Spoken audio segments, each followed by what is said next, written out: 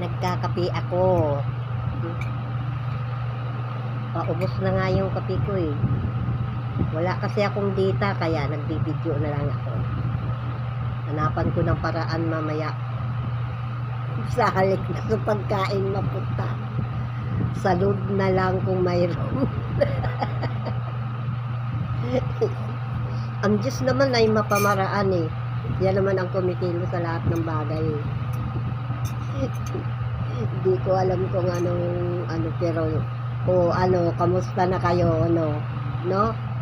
Hindi ako makakasagot-sagot sa inyong mga kasi wala akong dito. Una, wala akong privacy. Pangalawa, aywan ko lang ba, no? Pero nasa inyo yun, pasya, no? Kasi kung gusto ninyo ako, magagawaan ninyo ng paraan yon.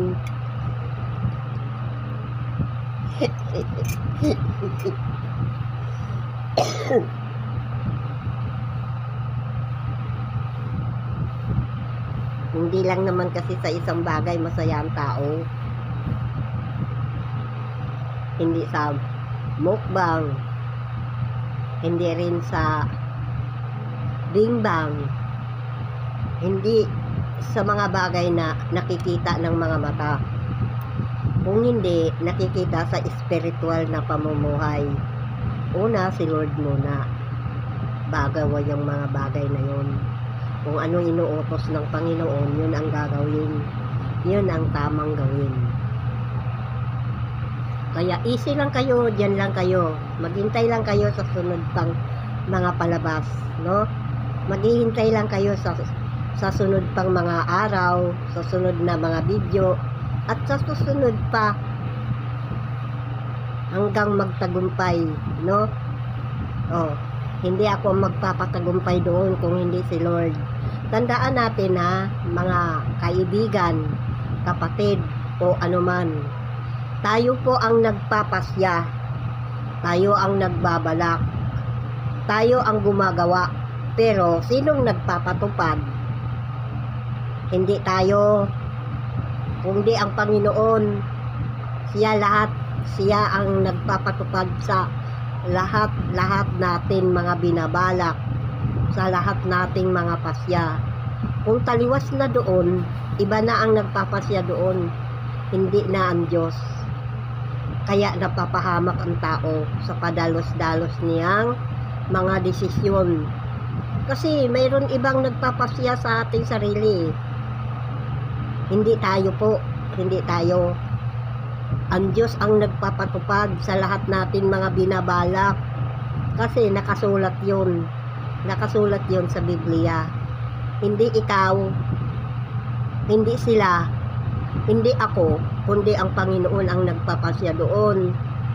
Kung ibibigay ka ba niya sa kanila, o matutupad ba ang mga layunin mo o hindi. Siya po ang lahat nagpapasya.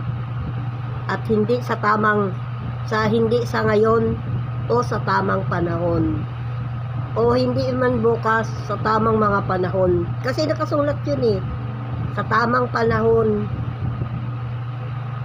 Kaya may mga panahon sa pagtawa, may panahon sa pagsilang, may panahon sa pagkamatay, may panahon sa pagpunit ng mga tinahi, may panahon sa pagtahi, may panahon sa pagtawa, may panahon sa pagtahimik,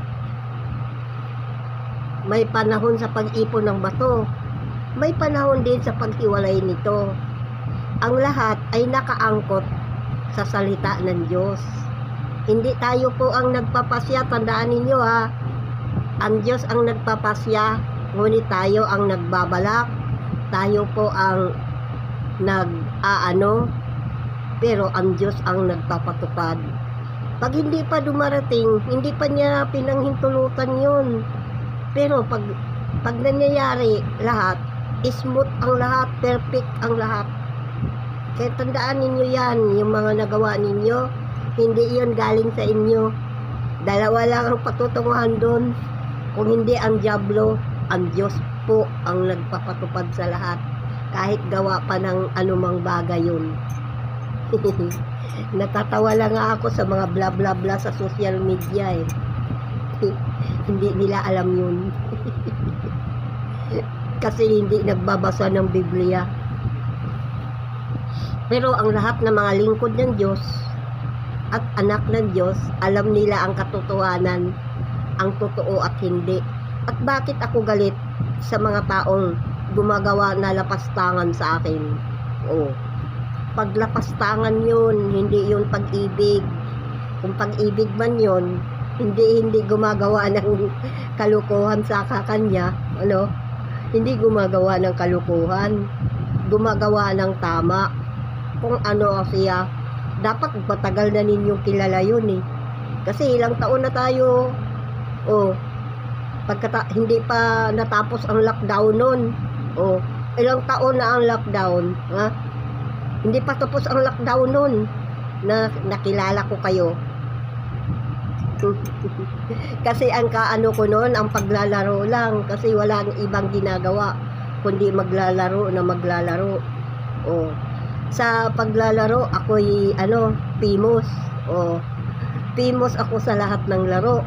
Oh, ako ang number 1 kahit dito kung saan ako dinadala, lagi akong number 1. Oh, sa social media pa kaya, oh, ang Diyos din ang naggumagawa doon, hindi ako. Ako lang ang umaano, pero ang Diyos pa rin ang kumikilos.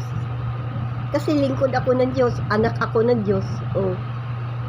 Kaya hindi ninyo mabasta-basta ang mukha na ito, no? Nagkakamali lang kayo sa inyong mga iniisip. Nagkakamali lang kayo minsan sa inyong mga layunin. Kaya yun ang gusto kong itama ninyo. Oh. Kasi tuwing magkita kami ng lalaki na yun eh, dasahalik na ako, siya pala eh, hindi ako. Oh, paano yun? Sa halik na ako, eh siya pala eh. Eh bakit idinadamay pa ako? Bakit damay pa ako doon? Eh wala na doon. Kasi siya na yun. Siya yun. Ako yun. Dapat matagal na ninyo akong kilala.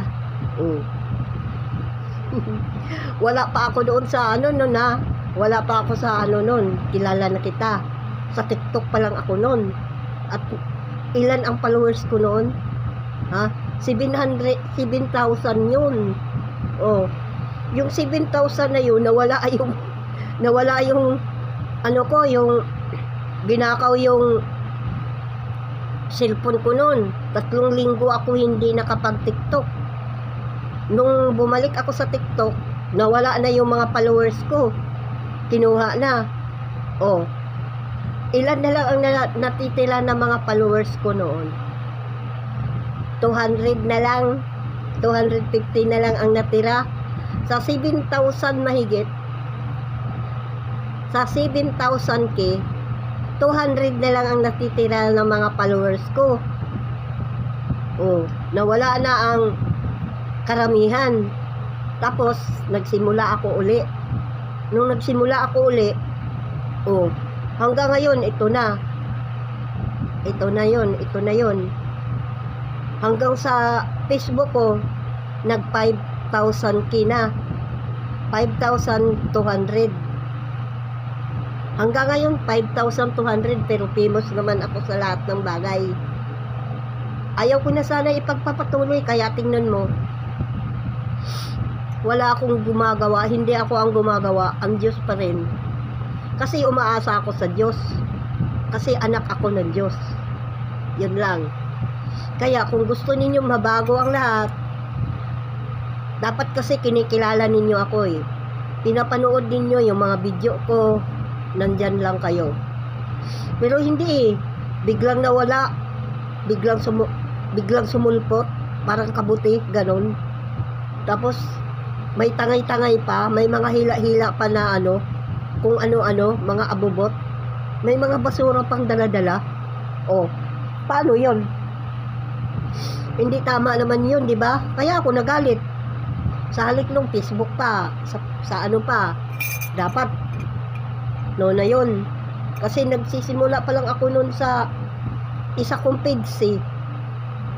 Nagsisimula pa lang ako noon, kaya hindi pa ano yon, hindi pa tawag dito, hindi pa nakikita.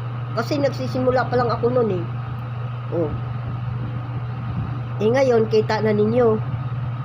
Ang lahat kong mga ginagawa, ang lahat kong mga paghihirap, kita na. Oh.